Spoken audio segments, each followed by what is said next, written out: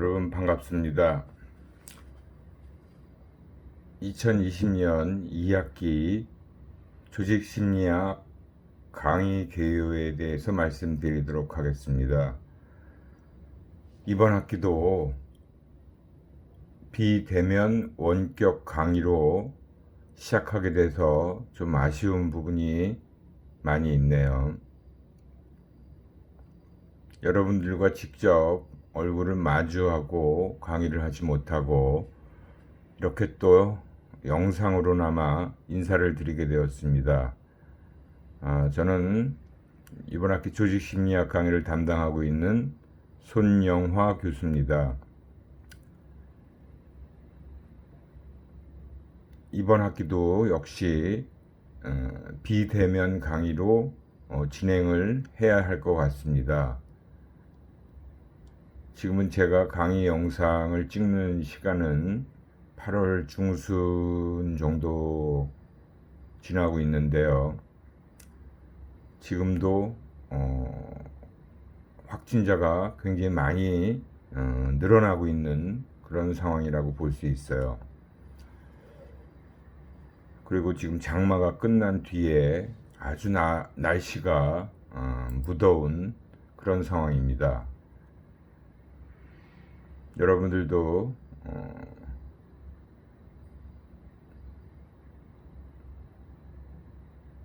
건강에 유의하시기 바랍니다. 조직심리학은 우리 심리학 전공 과목 중에 응용심리학 분야로서 산업 및 조직심리학, 그리고 소비자 및 광고심리학, 대표적인 산업 분야의 응용심리학 강의라고 생각하시면 됩니다. 조직심리학은 무엇을 공부하는 것인가? 여기서 얘기하는 조직은 기업 조직으로 우리는 한정 짓고, 특히 이 수업 시간에 얘기하는 조직은 다 기업 조직에 초점이 맞춰져 있다라고 생각하시면 됩니다.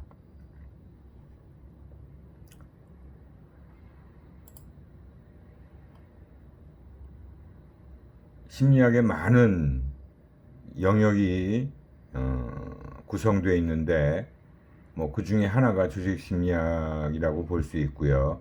특히 이제 산업 및 조직심리학은 기업 조직과 아주 밀접한 관련이 되어 있습니다. 조직심리학은 기업 조직에서 일하고 있는 조직 구성원들과 그 구성원들이 하는 행동과 구성원들이 하는 생각을 중점적으로 다루게 되어 있는데요. 그래서 여기서는 이제 조직 목표에 영향을 미치는 인간의 행동을 개인 수준,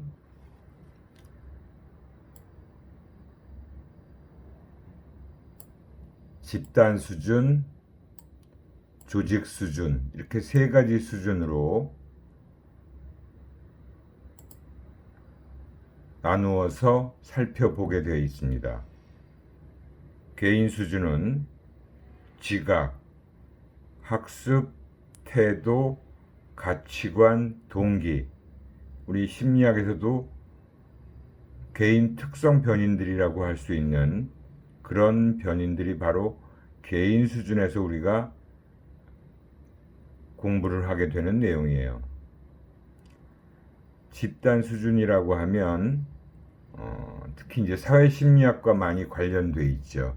집단역학, 갈등, 커뮤니케이션, 리더십 등이 집단 수준에서 연구가 되어지는 분야라고 볼 수 있고요.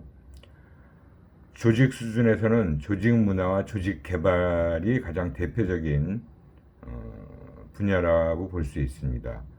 그래서 이렇게 개인 수준, 집단 수준, 조직 수준에서 체계적으로 연구를 하고 또 실제 문제의 진단과 해결에 적용하는 심리학의 응용 분야가 바로 조직심리학 분야다라고 보시면 됩니다. 여기서 한 가지, 우리 심리학과의 전공 학생들은 뭐 크게 문제가 되진 않지만 심리학과가 아닌 타 전공 학생들 중에서 심리학과에서 개설되어 있는 심리학 개론을 전혀 수강해보지 않았던 학생들은 조금 이 과목을 수강하시는 것이 어려울 수도 있다라고 말씀드릴 수 있어요. 여기서는 심리학의 기초 내용을 공부하지는 않습니다.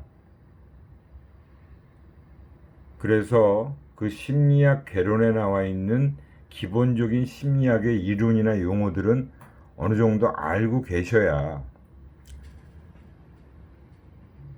그런 내용들이 이 조직 심리학에서 어떻게 적용되고 응용되고 활용되는지를 이해하기가 쉽게 될 수 있다라는 거예요.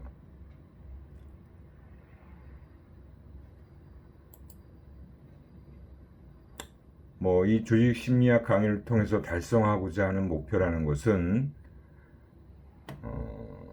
사회 시스템이라고 할 수 있는 조직에서 발생하는 다양한 인간 문제를 이해하는 데 필요한 개념, 이론, 원리, 방법 등을 익히고 또 그것을 바탕으로 해서 조직의 문제를 진단, 해결하는데, 그리고 여러분들도 나중에 뭐 기업 조직을 가든 아니면 조금 작은 기관이든 뭐 그런 데서 조직 생활을 어차피 할 수밖에 없습니다. 그랬을 때 자신의 조직 생활을 준비하는 기회를 제공하는데 바로 그 목표를 두고 있다라고 보시면 돼요. 뭐 조직 변화, 조직 구성원 관리, 조직 진단, 이런 내용들이 우리 조직 심리학에서 다 다루고 있는 내용이다라고 보시면 됩니다.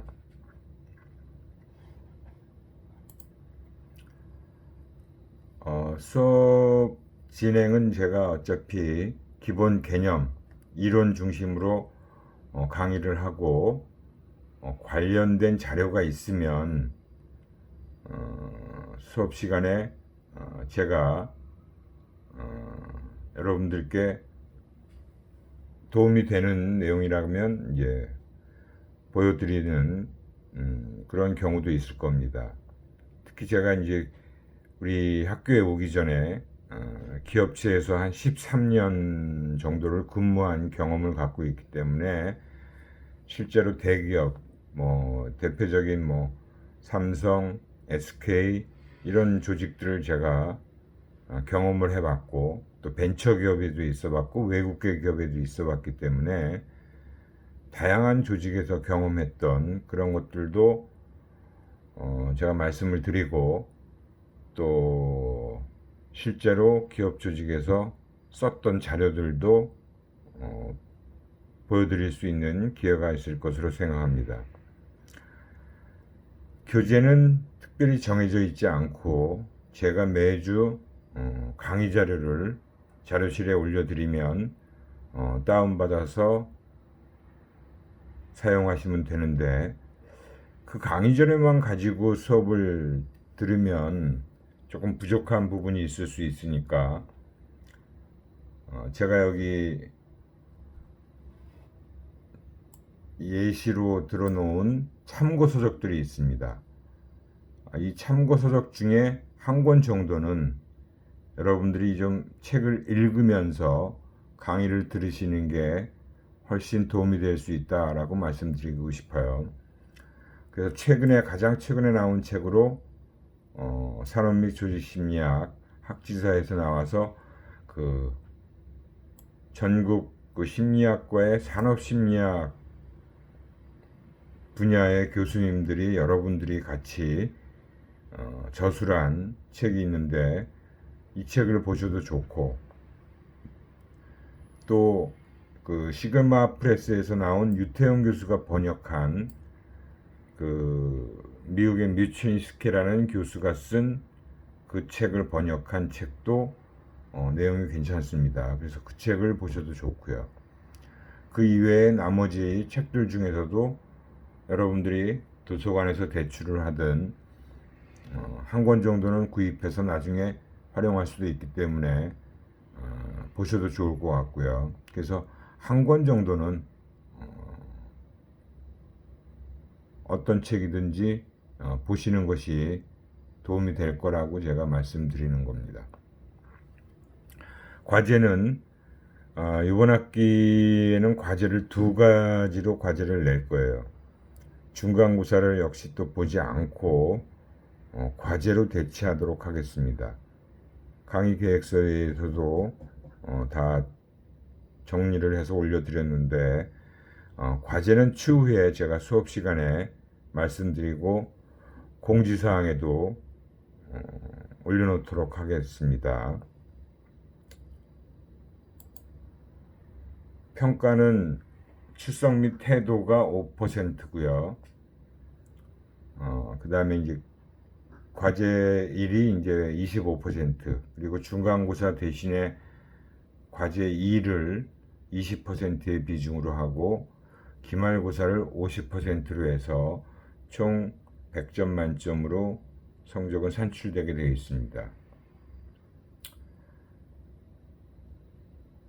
저는 그 출석 비중을 좀 다른 교수님들보다 적게 잡아놨고요.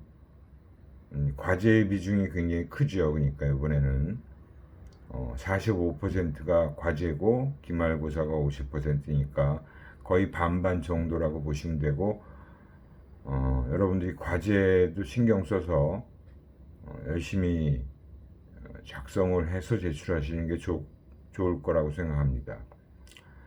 뭐 조직심리학 과목은 기업 내에 있는 조직 관리 관련 부서나 조직 컨설팅 기업에 종사할 경우에 실무를 보는데 도움이 되는 그런 기초 지식을 습득할 수 있고요. 그리고 뭐 대학원에 가서 또 산업 분야의 심리학을 전공할 경우에도 꼭 공부를 해야만 하는 내용이라고 할 수 있습니다.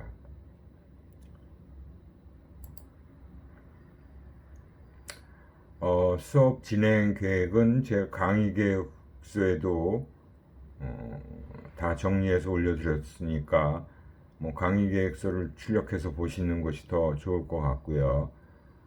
오늘 그 오리엔테이션 시간에는 그냥 전반적인 내용에 대해서만 말씀드리도록 하겠습니다. 첫 주에 이번 시간을 포함해서 강의 개요를 말씀드리고요. 그리고 다음 시간부터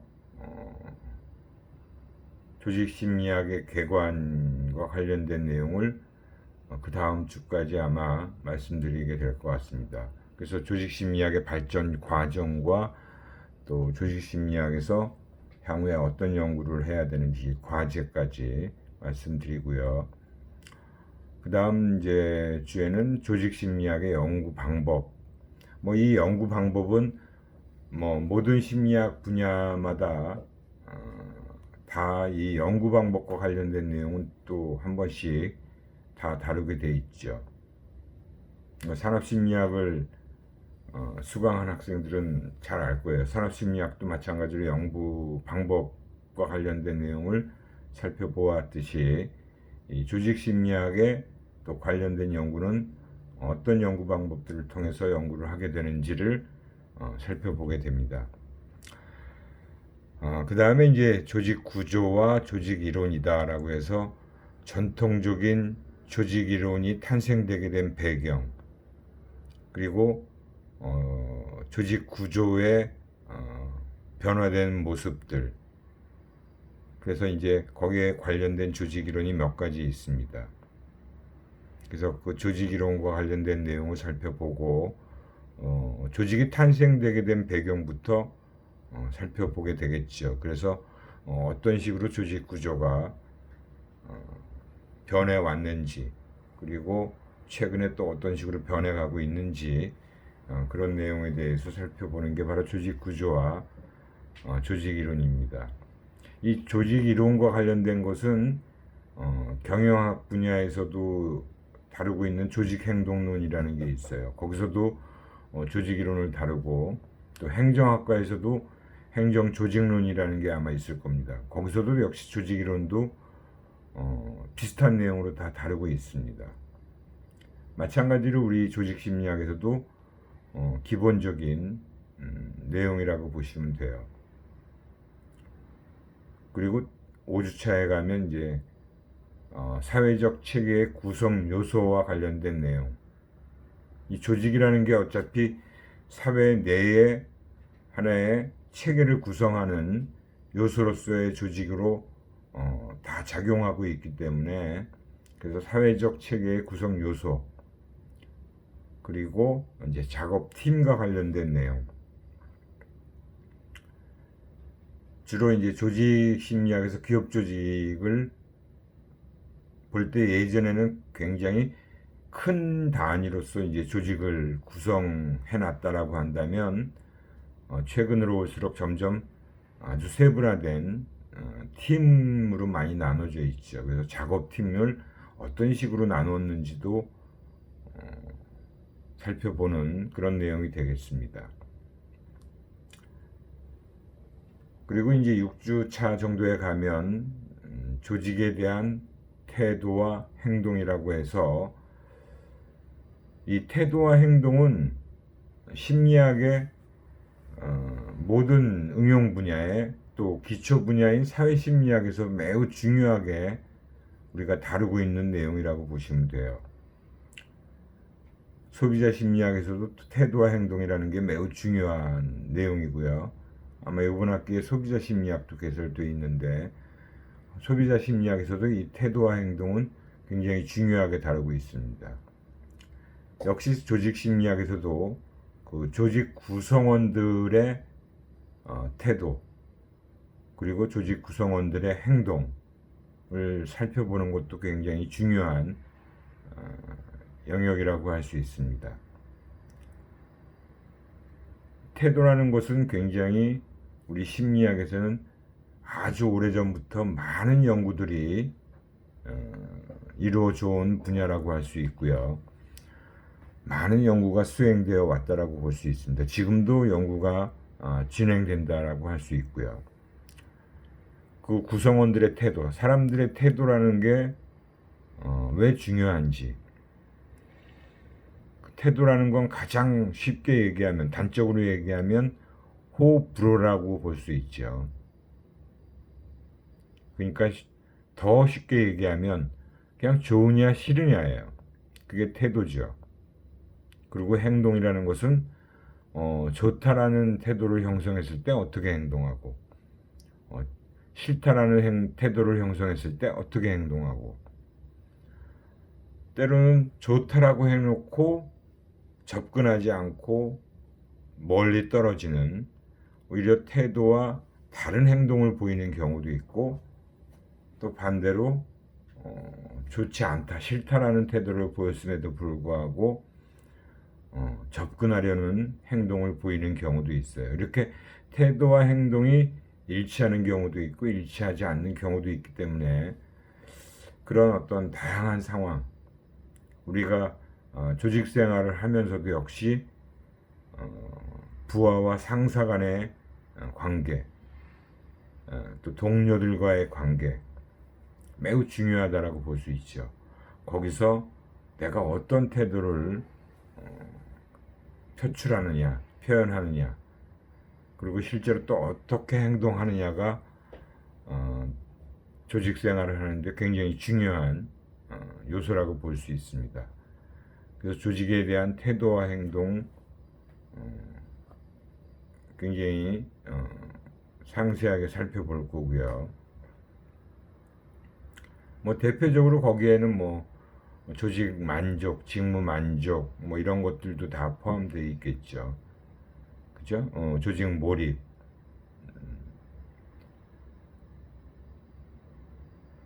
그 다음에 이제 7주차에 가면 구조 조정의 심리학이다라고 제목이 되어 있는데, 구조 조정이라는 것은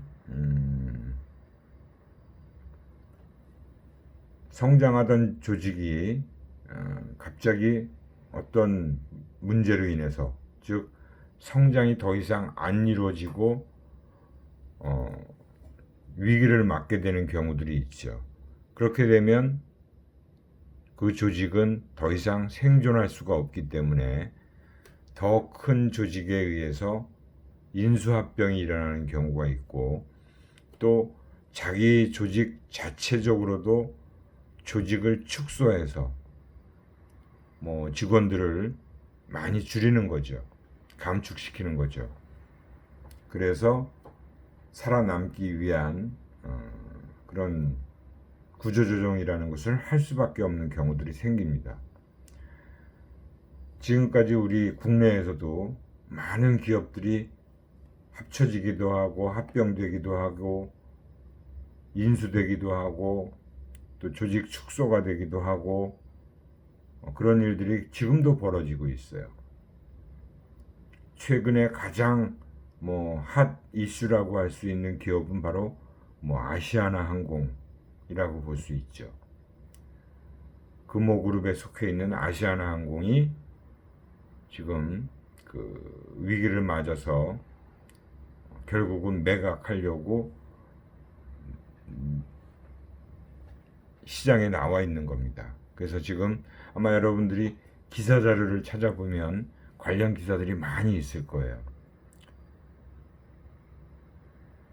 2000년대 이후에도 많은 우리 국내에서 많은 기업들 간에 이런 구조조정이 있어 왔어요. 은행들 간의 합병도 굉장히 많이 이루어져 왔고, 지금은 거의 다 합병이 이루어져서 더 이상은 인수합병은 안 일어날 것 같지만, 아무튼 지금 남아있는 은행들이 그 은행들을 많이 합친 은행들이죠. 그런 은행들 간의 인수합병도 많이 있어 왔고, 또 기업들 간에도 인수합병이 많이 이루어져 왔다라고 보시면 됩니다. 그 과정에서 그 기업에 종사하고 있던 그 구성원들은 내가 다니던 회사가 갑자기 문을 닫게 되면 다른 기업에 팔리게 되고 그 기업에 합병이 됐을 때 나는 어떻게 될까? 불안해질 수밖에 없잖아요. 그런 것들이 다 구조조정의 심리학이다라는 내용으로 다루어지게 됩니다. 이렇게 해서 이제 전반부의 내용을 살펴보고요. 그 다음에 이제 8주차는 원래는 중간고사를 봐야 하는 주인데 중간고사를 보지 않고 계속 수업을 진행하도록 할 겁니다. 그래서 8주차에는 일에서의 스트레스와 행복감, 그리고 일과 가정의 갈등, 실업의 심리적 영향, 이 스트레스와 행복은 사실은 정반대에 있는 거죠. 일하면서 스트레스를 우리가 많이 받게 되고, 직장인들에게 스트레스는 거의 뛸래야 뛸 수 없는 거라고 보면 되겠죠. 하지만 우리가 일을 하면서 직장을 다니면서 스트레스만 받는다면 아마 견디기 힘들 거예요.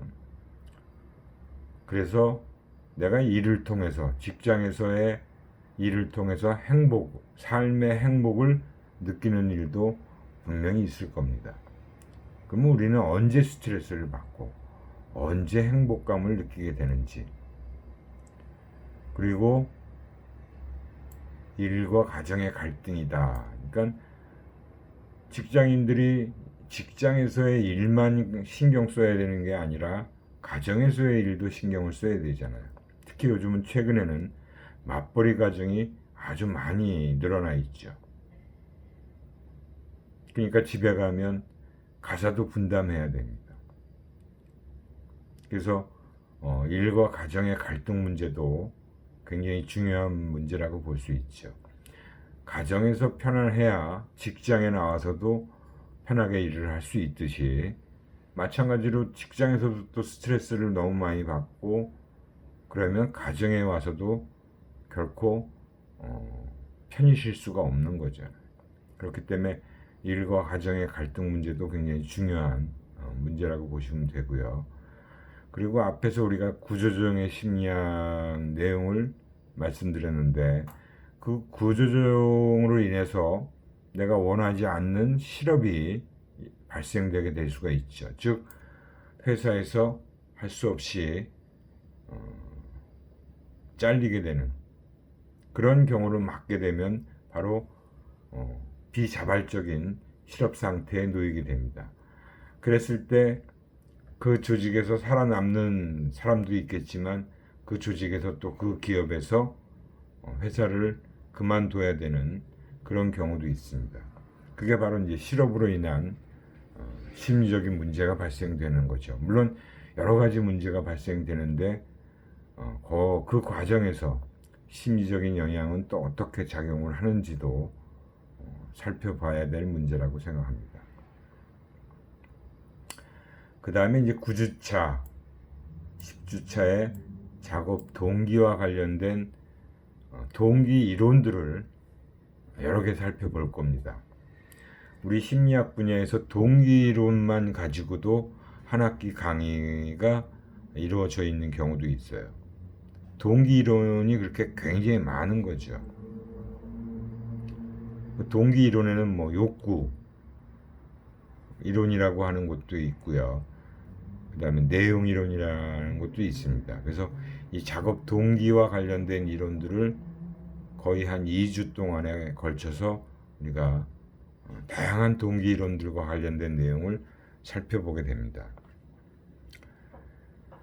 그리고 또 조직 심리학에서 특히 이 리더십과 관련된 내용도 매우 중요하게 다뤄지고 있다라고 보시면 됩니다. 리더십은 실제 지금 기업에서도 많은 관심을 가지고 있고 매우 중요하게 생각하고 있는 게 바로 리더십이라고 하는 거예요. 직장에 가게 되면, 기업에 들어가기 입사를 하게 되면 처음엔 내가 말단 사원부터 시작해서 뭐 대리, 과장, 차장, 부장 이렇게 진급을 하게 되면 어느 정도 일정 직위에 올라가면 이제 팀장이라는 걸 맡게 됩니다. 팀 단위로 그 팀의 리더가 되는 거죠. 그랬을 때 내가 그 팀원들을 어떻게 이끌어 갈 거냐 하는 부분이 이제 리더십이라고 일반적으로 얘기하는 부분이라고 생각하시면 돼요.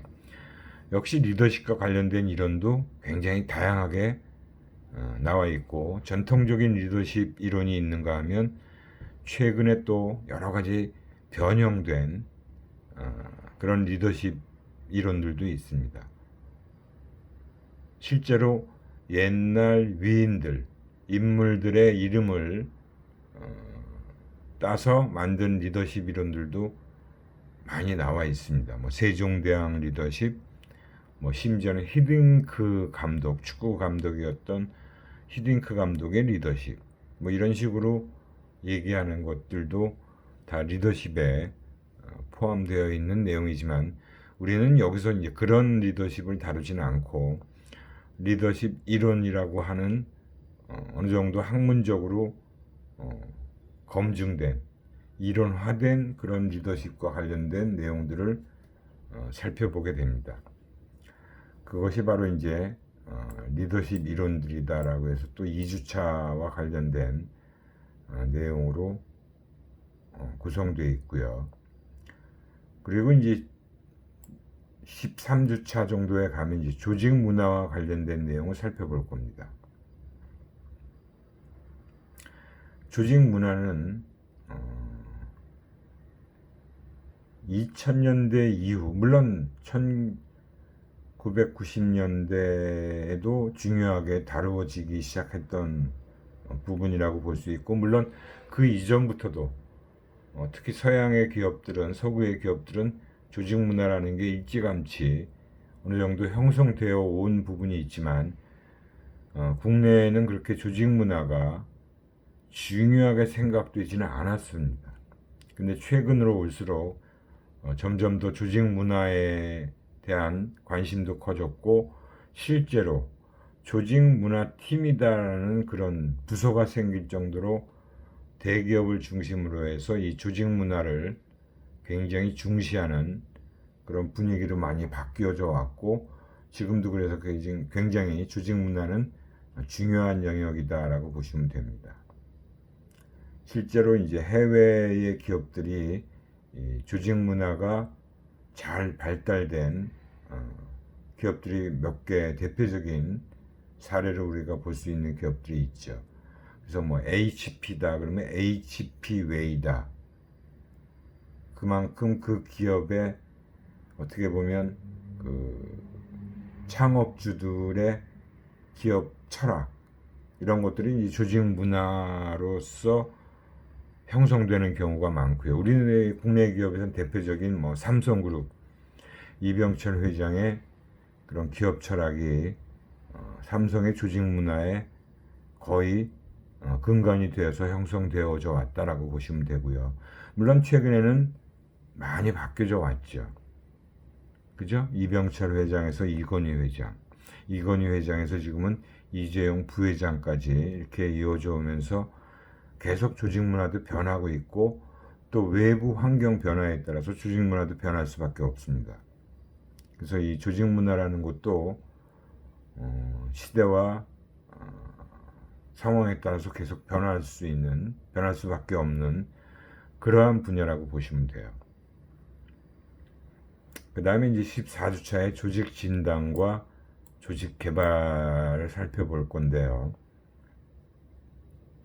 조직 진단은 이제 마찬가지로 그 조직 이론을 다루는 많은 조직에서 그 조직에 어떤 문제가 있을 때 그 문제를 진단하기 위해서 하는 게 바로 조직 진단이라고 하는 겁니다. 그래서 조직 진단을 하는 방법, 관련된 이론들, 이거는 이제 행정학에서도 다루고 있고, 역시 마찬가지로 경영학에서도 조직론에서도 다루고 있는 그런 분야라고 보시면 됩니다. 그리고 OD라고 하는 Organizational Development, 그래서 조직 개발이다. 그래서 조직 진단과 조직 개발은 연결되어 있는 내용이다라고 보시면 되고, 조직에 무슨 문제가 있다. 그럼 그 문제를 해결하기 위해서 이 우리의 조직의 형태를 어떤 식으로 바꿔나가고 어떤 식으로 만들어 갈 건가가 이제 조직 개발에 해당되는 부분이라고 생각하시면 됩니다. 뭐 이런 정도의 내용으로 한 학기가 거의 마무리될 것 같습니다. 그리고 15주차에 가면 이제 기말고사를 보는, 기말고사는 이번 학기에도 역시 대면으로 실시를 해야 되겠죠. 물론 좀 기말고사 기간을 한 3주 정도로 잡아서 좀 분산시켜서 보게 될 가능성이 높다라고 보시면 됩니다.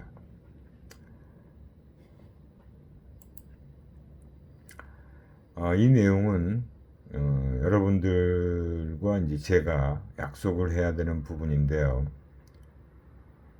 물론 제가 대면 수업할 때도 이 수업 시간에 반드시 지켜야 될 약속들을 말씀드리기도 하지만, 역시 뭐 원격 수업을 하는 요번 학기에도 또 역시 여러분들이 좀 지켜줬으면 하는 그런 내용이라고 보시면 됩니다.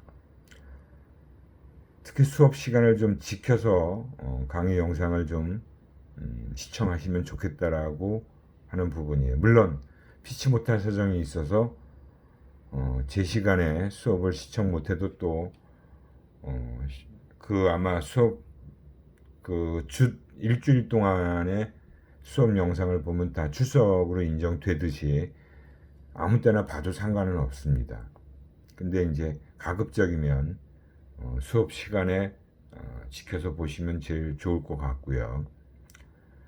그리고 그 수업 이 동영상을 보시는 시간에 영상만 틀어놓고 다른 행동을 하고 계시면 안 되겠죠. 그러니까 동영상 수업에 집중을 해달라는 부탁을 드리고 싶어요.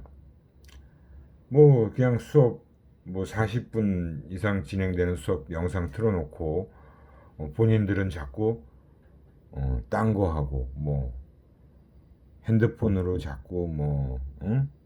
뭐 물론 대면 수업할 때도 그런 학생들이 반드시 있어요. 그죠?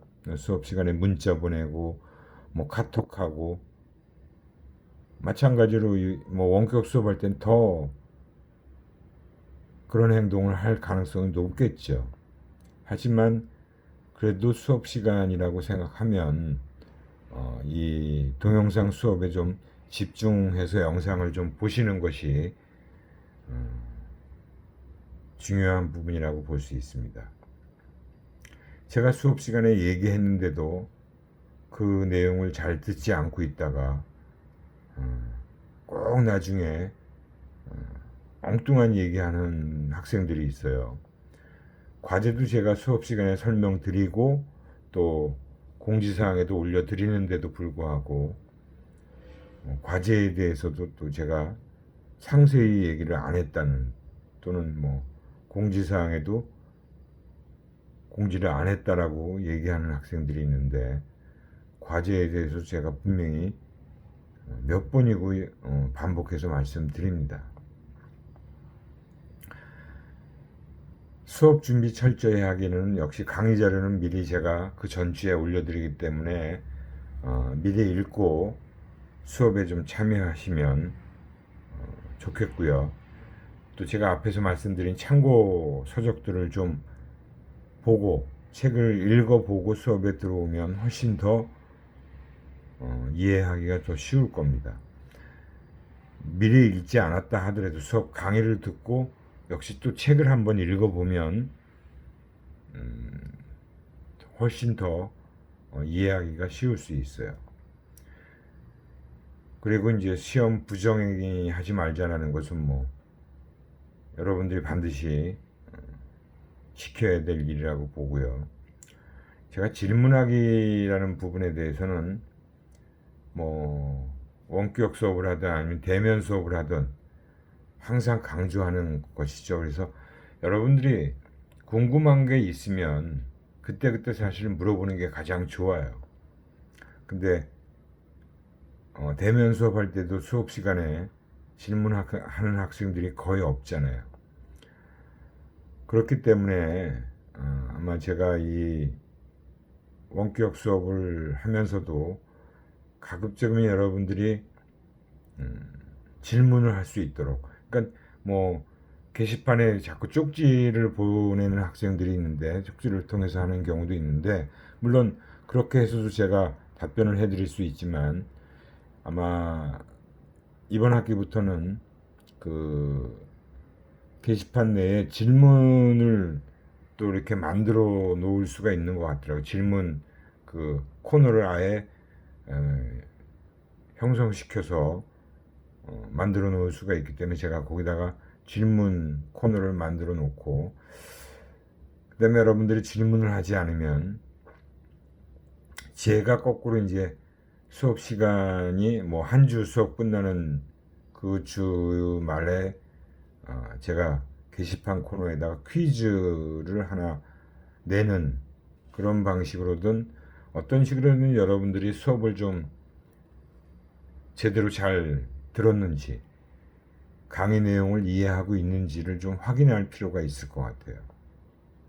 그래서 오히려 대면 수업할 때는 일일이 확인하기가 쉽지 않았지만 오히려 이 원격 수업을 할 때 확인을 할 수 있을 것 같아서 제가 지금 생각하는 것들이 몇 가지 있는데 그 부분을 수업이 시작되면 개강을 하게 되면 아마 게시판에 아마 여러분들이 지금 이 강의를 보시는 시간에는 아마 다 그런 생각들을 현실로 제가 옮겨놨을 겁니다. 그래서 그런 좀 질문 코너에다가 질문을 좀 활발히 해주시면 좋을 것 같고요.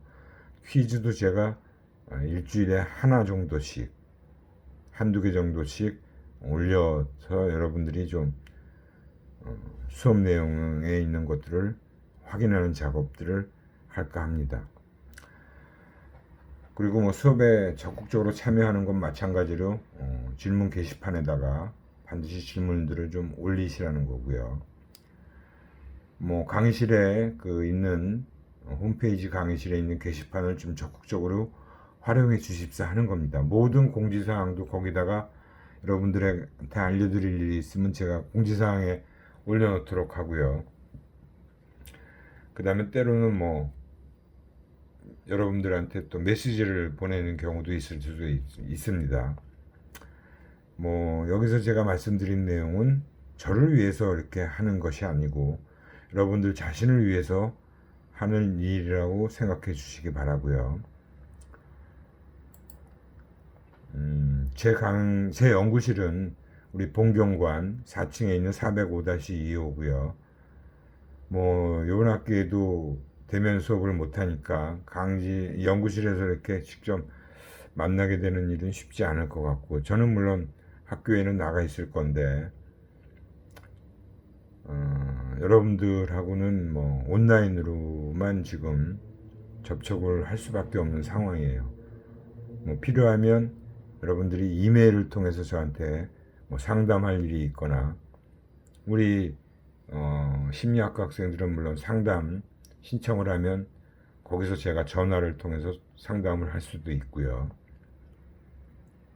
강의 자료는 강의실 자료실에 제가 올려드리면 다운받아서 수업에 참여하시면 됩니다. 뭐 이미 강의 이 자료도 올라가 있는 자료를 다운받아서 여러분들이 지금 수업을 들으시는 걸로 제가 알고 있습니다. 이렇게 해서 이번 학기에도 원격 강의를 진행할 생각인데요. 지난 학기에 한번 제가 처음으로 원격 강의를 이제 시도했는데, 지난 학기에는 정말 정신이 없었고